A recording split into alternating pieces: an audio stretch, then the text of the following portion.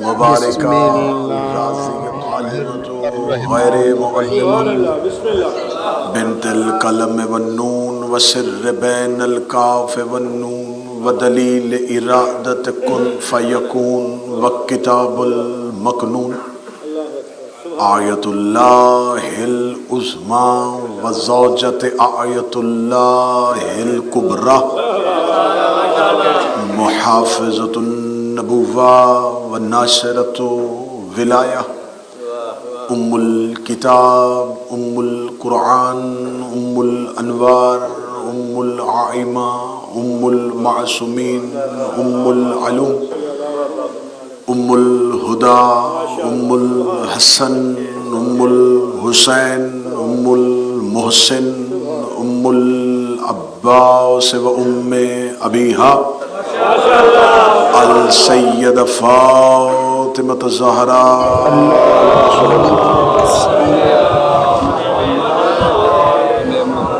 ولعن اللہ تعالی لأعدائهم اجمعین اما بعد فقد قال حق سبحانہ تعالی فی کتابہ المجید وفرقان الحمید بسم اللہ الرحمن الرحیم وما خلقت الجن والانس الا لیعبدون بلندر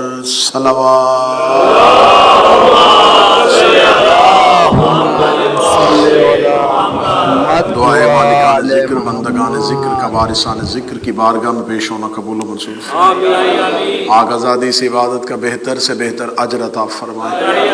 اس مجلس عزا کا اہتمام و انصرام کرنے والے اس مجلس عزا میں شریک ہونے والے مومنین و مومنات کی توفیقات خیر میں اضافہ فرمائے۔ ذکر حسین کے ساتھ آمین، ذکر حجت کے ساتھ انتظار حجت نصیب فرمائے، دیدار ولی الاسر نصیب فرمائے، نصرت امام زمانہ کی توفیق عطا فرمائے۔ دعاؤں کی قبولیت کے لیے مل کے بآواز بلند صلوات تلاوت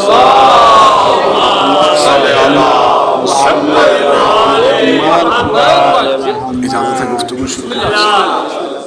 میں نے آپ کے سامنے سرکار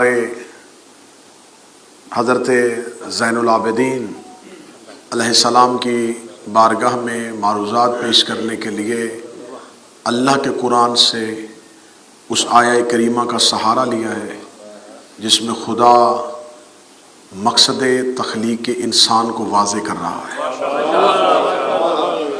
خدا واضح طور پر ارشاد فرما رہا ہے وما خلقت الجن والانس الا لیعبدون، میں کبھی بھی خلق نہ کرتا، میں ہرگز خلق نہ کرتا، نہ کرنا چاہتا تھا، نہ کرتا ہوں، نہ کبھی کروں گا۔ کیونکہ ایک ہوتا ہے منطوق، ایک ہوتا ہے مفہوم۔ جب ہم قرآن عربی زبان میں پڑھتے ہیں تو اس کا اردو جو ترجمہ پڑھتے ہیں وہ ہمیں یہ بتاتا ہے کہ منطوق کے پروردگار کیا ہے، نطق کے پروردگار کیا ہے۔ مفہوم یہ ہے کہ خدا کے اس حکم کے اندر راز کیا ہے۔ اگر میں اسے آسان کروں تو منطوق کے پروردگار میں پتہ چلتا ہے کہ خدا کہہ کیا رہا ہے، اور مفہوم پروردگار میں پتہ چلتا ہے کہ خدا کہنا کیا چاہتا ہے۔ جبریل امین جب زمین پر اللہ کا حکم لے کے آتے تھے اور نبی اس آیت کو پڑھتے تھے تو صحابہ نبی کا چہرہ دیکھ کے یہ اندازہ لگاتے تھے کہ منطوق کے پروردگار کیا ہے۔ پھر اسی محفل میں بیٹھے ہوئے صحابہ علی کا چہرہ دیکھ کے دیکھتے تھے مفہوم پروردگار۔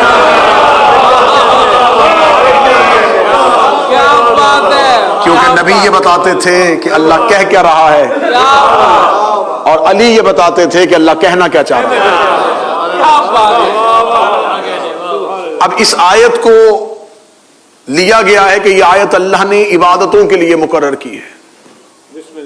آپ کسی بھی جگہ پہ جب عبادت کے مفہوم کے لیے بات پوچھیں گے تو اسی آیت کے آغاز کیا جائے گا کہ خدا کہتا ہے کہ میں نے تمہیں خلق ہی صرف عبادت کے لیے کیا ہے۔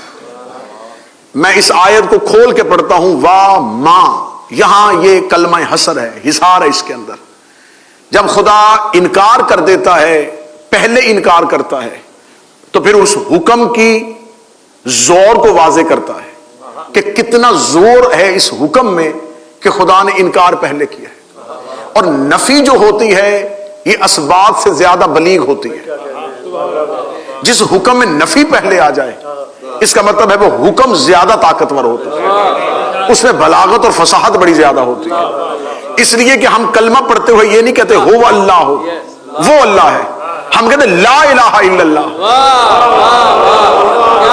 کیونکہ اگر ہم کہتے ہو وہ اللہ وہ اللہ ہے تو ہم اللہ کے ہونے کا تو کلمہ پڑھ دیتے, لیکن غیر کے آنے کی گنجائش رہ جاتی.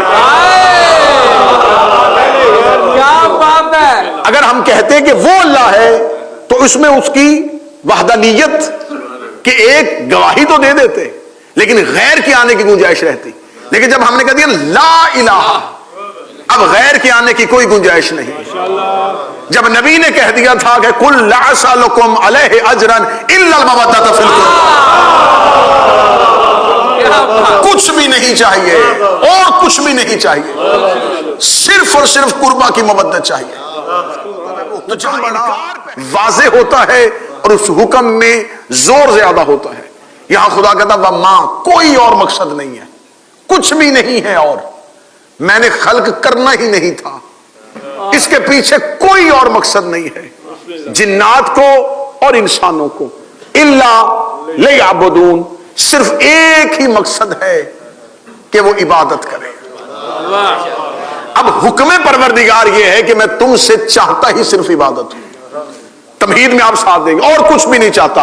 اس کا مطلب ہے کہ تقاضائے پروردگار یہ ہے صرف عبادت کی جائے. آج بھی سوالیہ نشان بن کے امت کے سامنے کھڑی ہے کہ اگر خدا کا تقاضا صرف اور صرف انسان سے عبادت ہی تھا اور اللہ کی مشیت یہ تھی, تقاضائے پروردگار یہ تھا کہ انسان صرف عبادت کرے, تو جب اس نے ہمیں خلق صرف عبادت کے لیے کیا ہے تو پھر اس نے فجر اور ظہرین کے درمیان وقفہ کیوں رکھا ہے؟